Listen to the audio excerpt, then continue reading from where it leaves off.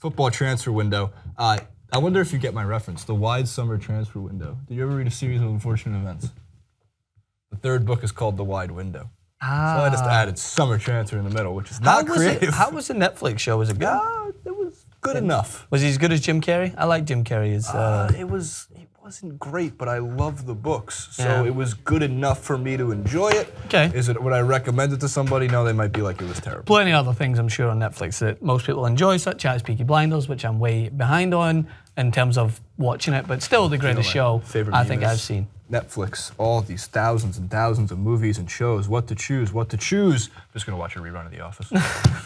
It's actually so true. I do the same thing with Scrubs. If I'm looking for something off Friends, I'll watch it all the time. Anyway, tangent. Transfer window. Transfers back open to everyone and anyone who wants to spend large amounts of cash, such as we'll kick it off with Manchester United expected to snap up another superstar Frenchman. You would have thought, how can Manchester United go and buy another transfer-breaking Frenchman such as Olivier Giroud? Benzema? Paul Pogba combining forces with Antoine Griezmann.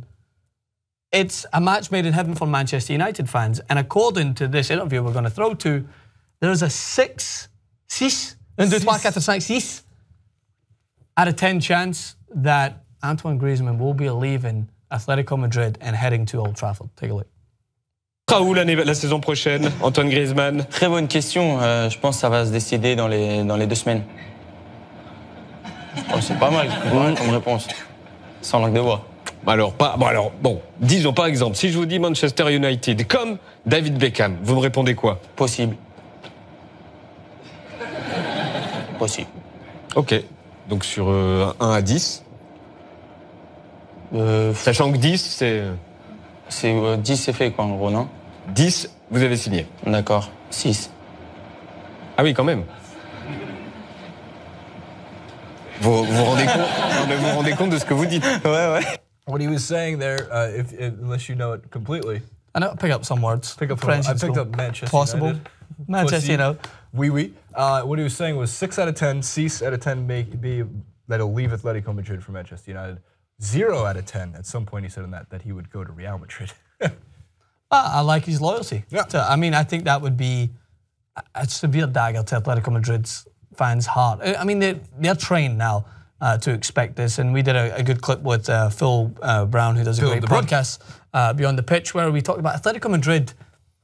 Yeah, Antoine Griezmann is a superstar player, and it's going to hurt. But if there's any club that is prepared to replenish their talent, it's them. They're already probably trying to pick people off. Fernando Torres, Sergio Aguero, Radamel Falcao, Diego Costa, now Griezmann. Antoine Griezmann, and they still are able to maintain that level. I'm more surprised that Diego Simeone has pledged his allegiance to stay than I am Griezmann. I thought it was going to be good for Diego Simeone. Good for him, great loyalty as well. I'm wondering what else he can do. Because when you look at Atletico, right, they've won La Liga. They split Real Madrid and Barcelona, unbelievably so, a few years back. And they got to 2 out of the last 3 Champions League finals. Fell victim to Real Madrid once again this year, which I'm sure hurts as much as ever when you are the little brother that just cannot seem to overcome the bigger, badder brother who just seems to be winning. And I just wonder, like, it's a great testament to his character that he wants to get this team to a level. He's already done so much. I don't think any Atletico Madrid fan could turn around and be mad at Simeone if he went, you know what, I've given you everything I possibly could, and now I need to take my career somewhere else.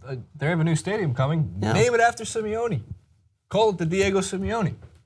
Stadiumone. I mean, it's not hard. Easy name. The fans love him. When I talk to our Diego Lorene, who has done some great content. Yeah, he's been great. I like him. The guy's got so much energy. I respect the hell out of that. The guy goes in. He's also a Barcelona diehard.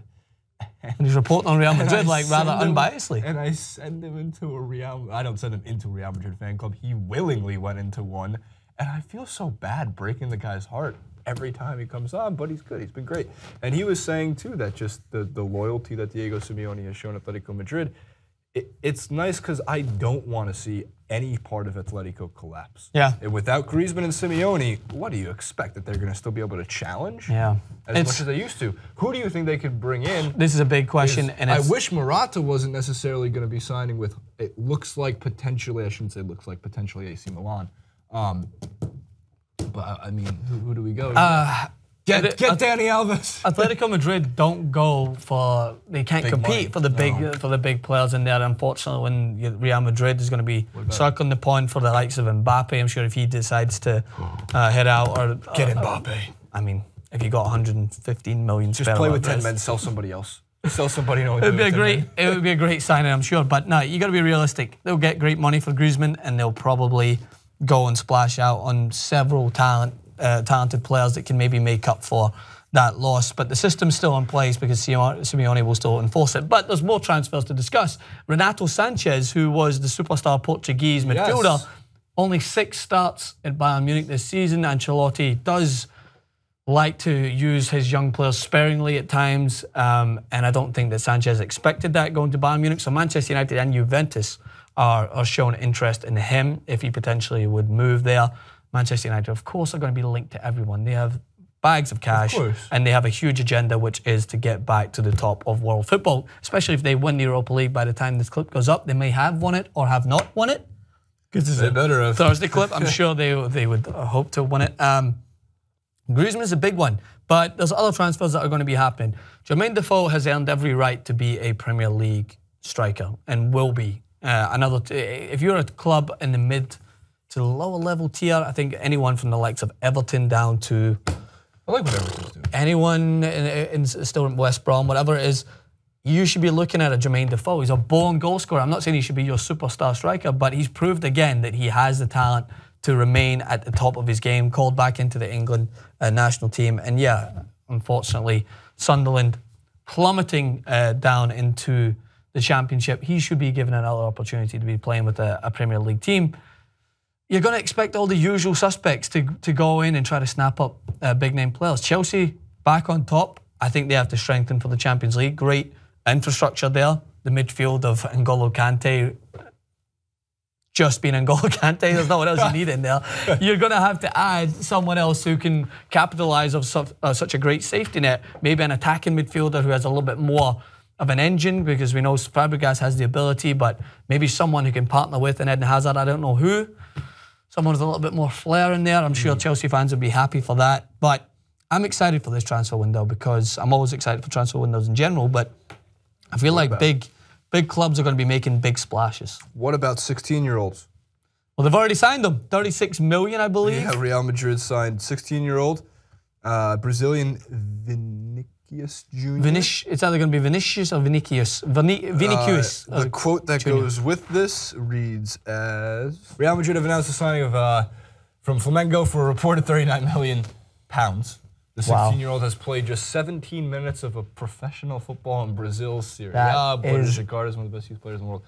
17 minutes. That's absolutely insane. Not outside the realm of Real Madrid, as we remember I believe, Swedish superstar, remember last year, or the Danish superstar who came in last year and hasn't been featuring as much as many people would have liked to, but Real Madrid will take a gamble. They have the money to take a gamble on young superstars that they think can go on to bigger and better things. Brazil used to, I think Neymar, a phenomenal talent that came out of Brazil. Gabriel Jesus, great signing from Manchester City, comes out of Brazil. They produce quality players. Spanish or Brazilian? Dani Alves is Brazilian. But I'm talking about, like, they went through an area of producing some of the best talent at such an early age, and it took a little bit of a blip where they didn't produce some of the homegrown talent as much as they did in the Robinho times of all those types of players. World Cups. Yeah.